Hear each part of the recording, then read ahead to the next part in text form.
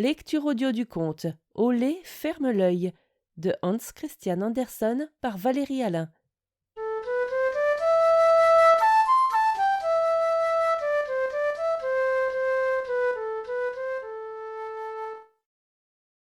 Dans le monde entier, il n'est personne qui sache autant d'histoires que Olé ferme l'œil.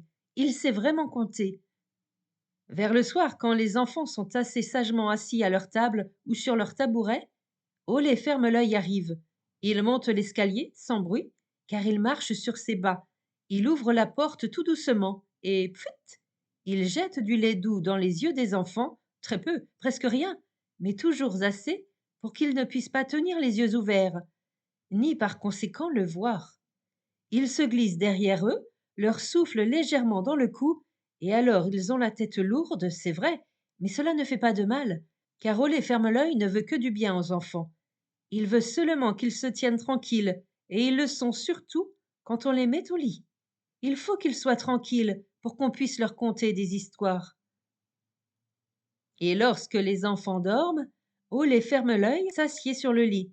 Il est bien habillé, ses vêtements sont de soie, mais il n'est pas possible de dire quelle en est la couleur, car ils brillent rouge, vert ou bleu, selon qu'il se tourne.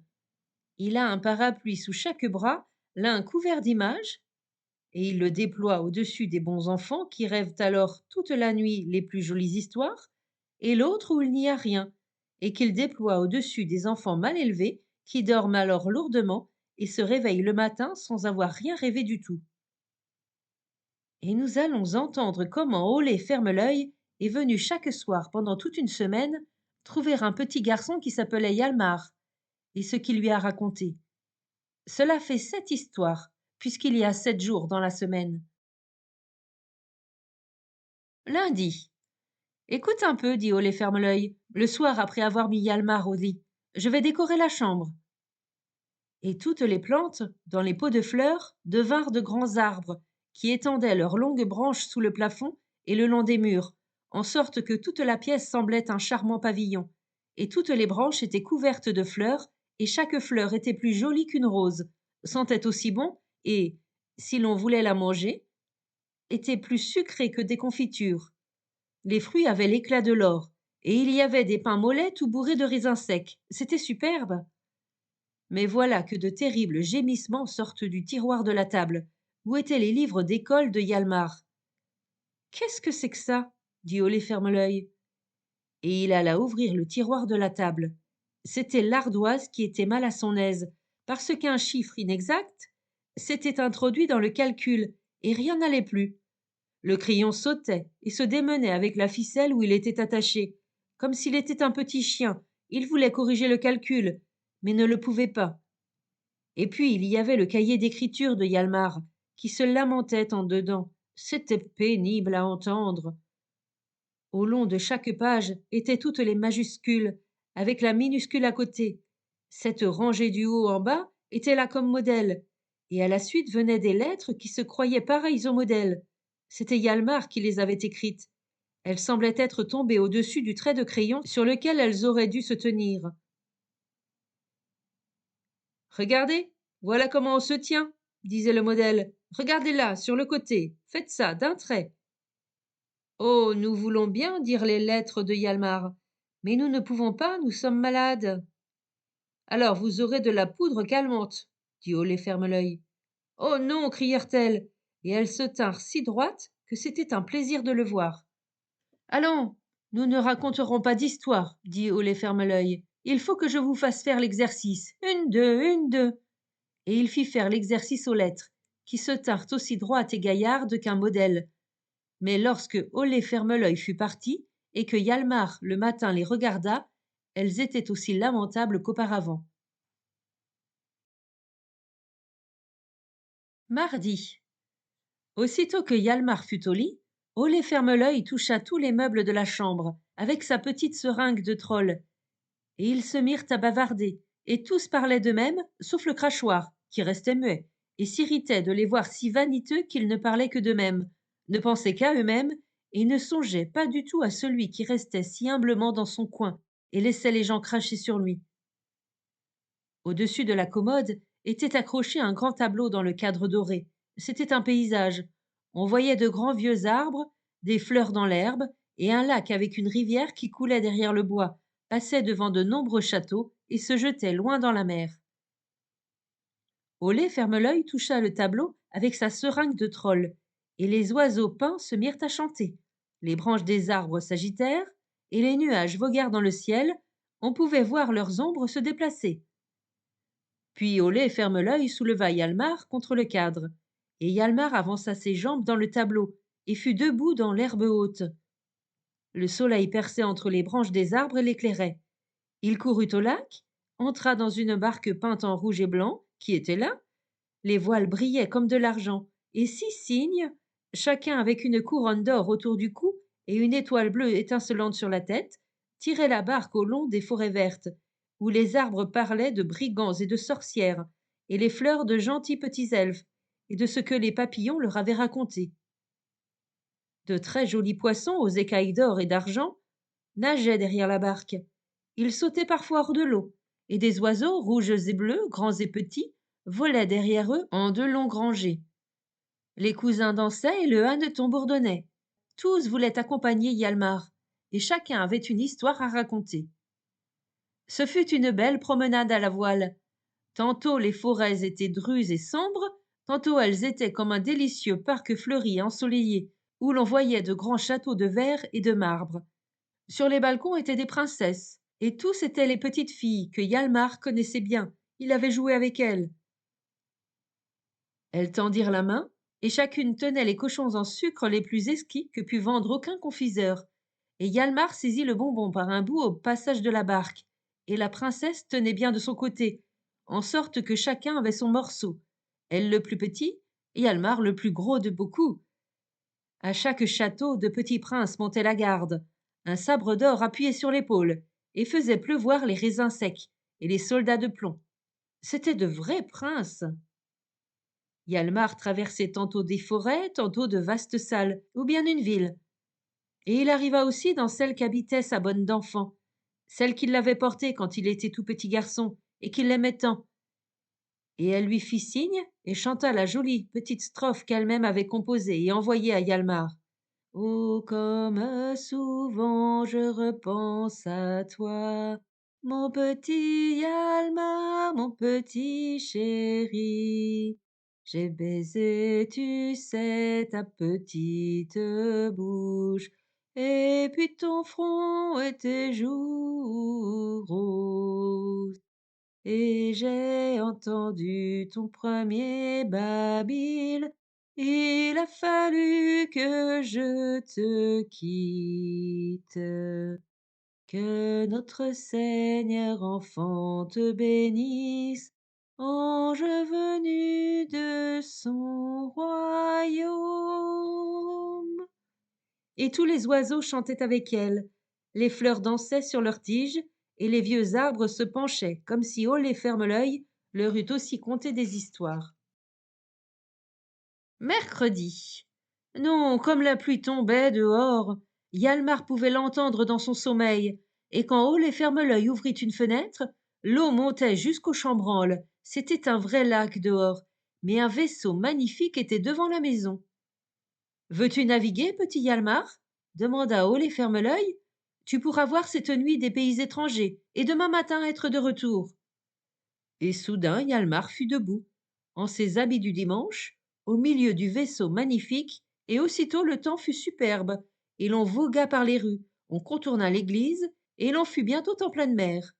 On vogua si longtemps que l'on n'apercevait plus aucune terre, et l'on vit un troupeau de cigognes, qui venaient aussi du pays, et se dirigeaient vers les pays chauds. Elles se suivaient à la queue leu-leu, et avaient déjà volé loin, très loin. L'une d'elles était si lasse que ses ailes ne pouvaient presque plus la porter. Elle était la dernière de la file et ne tarda pas à se trouver très distancée. Elle finit par s'abaisser de plus en plus.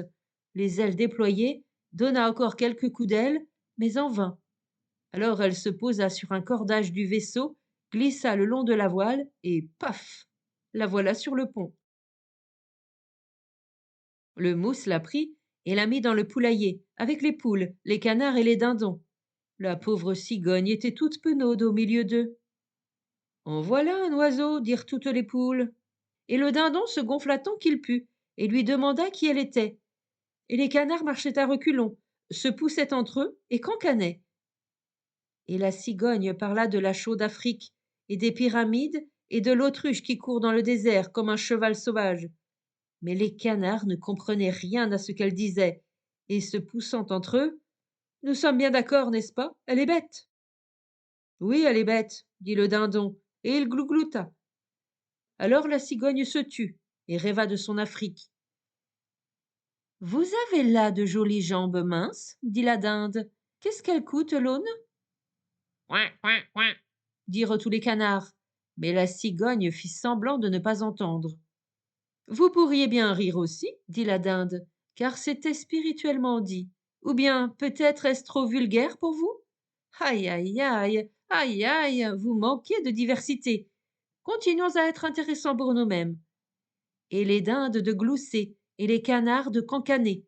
C'est étonnant combien cela leur paraissait drôle. Mais Hjalmar alla au poulailler, ouvrit la porte, appela la cigogne, qui sauta sur le pont près de lui. Elle était reposée, et fit à Hjalmar comme un signe de remerciement. Puis elle étendit ses ailes, et s'envola vers les pays chauds, tandis que les poules caquetaient, les canards cancanaient, et le dindon avait la tête d'un rouge flamboyant. Demain on va bouillir la soupe avec vous, dit Hjalmar. Et il se réveilla. Il était dans son petit lit. Mais c'était un curieux voyage que Olé Ferme-l'œil lui avait fait faire cette nuit-là. Jeudi. Attends un peu, dit Olé Ferme-l'œil. N'aie pas peur, tu vas voir une petite souris. Et il tendit sa main où était la jolie petite bête. Elle est venue t'inviter à une noce. Il y a ici 2 souris qui veulent entrer en ménage cette nuit. Elles habitent sous le garde-manger de ta mère. Il paraît que c'est un appartement délicieux. Mais comment pourrais-je passer dans le trou de souris du plancher demanda Hjalmar. Laisse-moi faire, dit Olé Ferme-l'œil. Je saurai bien te faire petit. Et il toucha Hjalmar avec sa seringue de troll, et Hjalmar aussitôt se rapetissa, et devint pas plus grand qu'un doigt. Maintenant, tu peux emprunter ces vêtements aux soldats de plomb. Je pense qu'ils iront. Et ça vous a bon air d'être en uniforme quand on est en société. Oui, ça va, dit Hjalmar, et instantanément il fut vêtu comme le plus mignon soldat de plomb. Voulez-vous avoir la bonté de vous asseoir dans le dé de votre mère, dit la petite souris, et j'aurai l'honneur de vous tirer. Mon Dieu, mademoiselle, est-ce que vous allez vous-même vous donner cette peine, dit Hjalmar, et dans cette voiture il fut mené à la noce des souris. Ils passèrent d'abord par un long couloir sous le plancher. C'était juste assez haut pour un attelage de dés à coudre, et tout le couloir était illuminé avec de la mèche. Quelle bonne odeur, dit la souris qui traînait Hjalmar. Toute la galerie a été graissée à la couenne. On ne peut pas faire mieux. Et l'on arriva dans la salle du mariage. À droite se tenaient toutes les souris femelles, qui chuchotaient comme si elles se moquaient les unes des autres. À gauche, tous les mâles se lissaient les moustaches avec la pâte. Et au milieu de la salle, on voyait le couple des fiancés dans une croûte de fromage évidée. Ils se donnaient devant tout le monde un nombre effroyable de baisers, car ils étaient fiancés et allaient être mariés tout à l'heure. Des étrangers ne cessaient d'arriver. Les souris étaient serrées à s'étouffer et les mariés s'étaient placés au milieu de la porte, si bien qu'on ne pouvait ni entrer ni sortir. Toute la salle, de même que le couloir, était graissée à la couenne. Il n'y avait pas d'autre régal, mais comme dessert fut présenté un pois, où les dents d'une petite souris de la famille avaient gravé le nom du couple, du moins la première lettre. C'était tout à fait admirable. Toutes les souris disaient que c'était des noces charmantes et que l'on avait bien causé. Et Hjalmar rentra chez lui en voiture. Il avait été dans une société distinguée, mais avait dû se tapir sérieusement, se faire tout petit et venir en uniforme de soldat de plomb. Vendredi. C'est incroyable le nombre de gens âgés qui voudraient m'avoir auprès d'eux, dit Olé Ferme-l'œil, surtout de ceux qui ont commis quelque mal. Bon, petit Olé, me disent-ils, nous ne pouvons pas fermer les yeux, et nous restons toute la nuit à voir nos mauvaises actions qui viennent, comme de vilains petits trolls s'asseoir au bord du lit et nous asperger d'eau chaude. Veux-tu venir les chasser, afin que nous puissions dormir? Et il soupire profondément et ajoute: Nous te paierons bien. Bonsoir, Olé. L'argent est sur la fenêtre. Mais je ne fais pas ça pour de l'argent, dit Olé ferme-l'œil. Qu'est-ce que nous allons avoir cette nuit demanda Hjalmar. Peu, je ne sais même pas si tu auras envie d'aller à la noce encore cette nuit. Elle sera d'un autre genre que celle d'hier. La grande poupée de ta sœur, celle qui a l'air d'un homme et qu'on appelle Hermann, va se marier avec la poupée Bertha. C'est d'ailleurs l'anniversaire de la poupée. Il y aura donc beaucoup de cadeaux.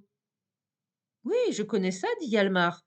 Quand les poupées ont besoin de robes neuves, ma sœur leur fait toujours célébrer leur anniversaire ou leur mariage. C'est bien arrivé 100 fois. Oui, mais cette nuit, c'est le mariage numéro 101. Et une fois ce 101e passé, tout sera fini. Aussi, celui-ci sera-t-il merveilleux. Regarde un peu. Et Hjalmar regarda la table. La maison de carton y était, avec de la lumière aux fenêtres, et tous les soldats de plomb présentaient les armes au dehors. Le couple des fiancés était assis sur le parquet et s'appuyait contre le pied de la table, tout songeur. Il pouvait avoir de bonnes raisons pour cela. Et Olé ferme-l'œil, vêtu de la jupe noire de grand-mère, les bénit. Après la bénédiction, tous les meubles de la chambre entonnèrent la belle chanson que voici, écrite par le crayon sur l'air de la retraite. Nous surprenons par notre chant le beau couple des mariés. Les voilà raides comme un pieu, ils sont faits en peau de gants. Hurrah, hurrah pour peau et pieux, hurrah, hurrah pour peau et pieux, nous la chantons à tous les vents. Et alors ils reçurent les cadeaux, mais ils avaient exclu tout ce qui se mange, car leur amour leur suffisait. Allons-nous rester dans le pays ou voyager à l'étranger demanda le marié. On consulta l'hirondelle, qui avait beaucoup voyagé, et la vieille poule de la maison, qui avait 5 fois couvé des petits. Et l'hirondelle parla des pays chauds délicieux, où l'air était doux et où les montagnes ont des couleurs qu'on ne connaît pas du tout ici. Ils n'ont tout de même pas nos choux verts, dit la poule. J'ai passé un été à la campagne avec mes poussins. Il y avait un terrain de gravier où nous pouvions gratter, et nous avions accès à un jardin où poussaient des choux verts. Oh, que c'était vert! Je ne peux rien imaginer de plus beau. Mais un chou ressemble à un autre, dit l'hirondelle, et le temps est si souvent mauvais ici. Bah, on y est habitué, dit la poule. Mais il fait froid, on gèle. C'est bon pour le chou, dit la poule. D'ailleurs, il arrive que nous ayons chaud aussi. N'avons-nous pas eu, il y a 4 ans, un été qui a duré 5 semaines? Il faisait si chaud qu'on ne pouvait pas respirer. Et puis nous n'avons pas toutes les bêtes venimeuses qu'ils ont là-bas. Et nous n'avons pas de brigands. Il faut être un misérable pour ne pas trouver que notre pays est le plus beau. Et on ne mériterait pas d'être ici. Et la poule pleura. Moi aussi j'ai voyagé. J'ai fait plus de 12 lieues en voiture dans un panier. Non, voyager n'a rien d'agréable. Oui, la poule est une femme raisonnable, dit la poupée Bertha. Je n'aime pas aller en montagne. On ne fait que monter, et puis l'on descend. Non, nous irons au terrain de gravier, et nous nous promènerons dans le jardin aux choux. Et il en fut ainsi. Samedi. Aurais-je aussi des histoires maintenant demanda le petit Hjalmar, aussitôt que Olé ferme-l'œil l'eut mené au lit. Ce soir, nous n'en avons pas le temps, dit Olé, et il étendit son beau parapluie au-dessus de l'enfant. Regarde-moi ces Chinois. Et tout le parapluie avait l'air d'une grande coupe chinoise, avec des arbres bleus et des ponts en arc, où de petits Chinois hochaient la tête. Il faut que le monde entier soit astiqué pour demain, car c'est un saint jour, c'est dimanche. Je vais aller dans la tour de l'église pour voir si les petits nix de l'église fourbissent les cloches, afin qu'elles aient un beau son. Je sortirai au champ pour voir si les vents soufflent et chassent la poussière de l'herbe et des feuilles. Et mon plus grand travail sera de faire descendre toutes les étoiles pour les polir. Je les prends dans mon tablier, mais il faut d'abord les numéroter, et numéroter les trous où elles sont là-haut, afin qu'elles reviennent à leur place exacte. Sans quoi elles ne se tiendraient pas bien, et nous aurions trop d'étoiles filantes, qui tombent les unes après les autres. Non, écoutez, monsieur Ferme-l'œil, dit un vieux portrait accroché au mur contre lequel Hjalmar dormait. Je suis l'arrière-grand-père de Hjalmar. Je vous remercie des histoires que vous racontez à ce garçon. Mais il ne faut pas lui troubler les idées. On ne peut pas faire descendre les étoiles et les polir. Les étoiles sont des sphères comme notre Terre, et c'est précisément ce qu'elles ont de bien. Merci, vieux bisaïeul, dit Olé Ferme-l'œil. Oui, je te remercie. Tu es bien la tête de la famille, la vieille tête. Mais je suis plus vieux que toi. Je suis un vieux païen. Les Romains et les Grecs m'appelaient le dieu des rêves. J'ai été dans les plus nobles maisons et j'y vais encore. Je m'entends à fréquenter les grands et les petits. Maintenant, tu peux dire ce que tu as raconté. Et Olé Ferme-l'œil s'en alla, emportant son parapluie. Voilà qu'on ne peut plus donner son avis, dit le vieux portrait. Et Hjalmar se réveilla. Dimanche. Bonsoir, dit Olé Ferme-l'œil. Et Hjalmar lui fit signe de la tête, mais sauta brusquement et retourna contre le mur le portrait du bisaïeul, afin qu'il ne se mît pas à bavarder comme la veille. Maintenant, tu vas me raconter des histoires sur les 5 pois verts qui habitaient la même cosse, et sur la patte de coq qui faisait la cour à la patte de poule, et sur l'aiguille à repriser qui s'en croyait tant qu'elle se figurait être une aiguille à coudre. Il ne faut pas abuser des meilleures choses, dit Olé Ferme-l'œil. Je vais plutôt te montrer quelqu'un, tu sais bien. Je vais te montrer mon frère.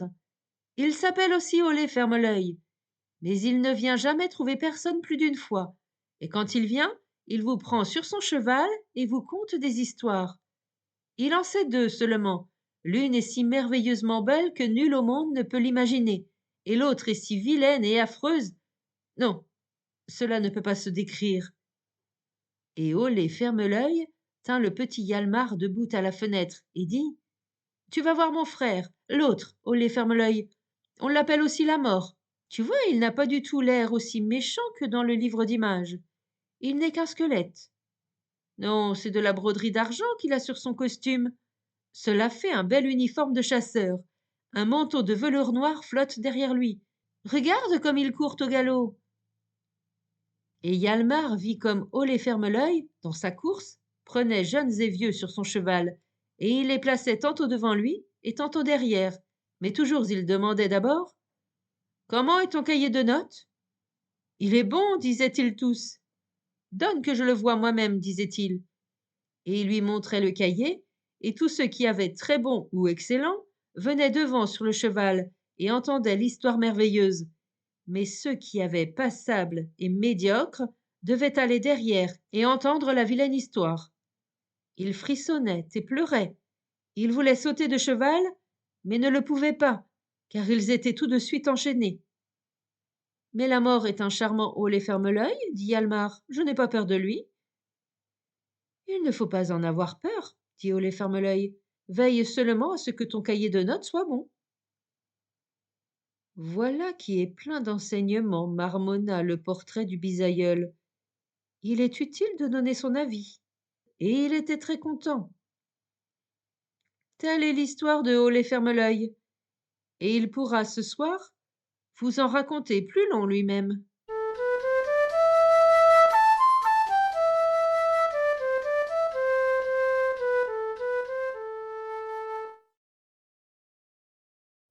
Fin de la lecture du conte Olé Ferme-l'œil. Merci de votre écoute. Je vous rends vos oreilles, cœur avec les doigts.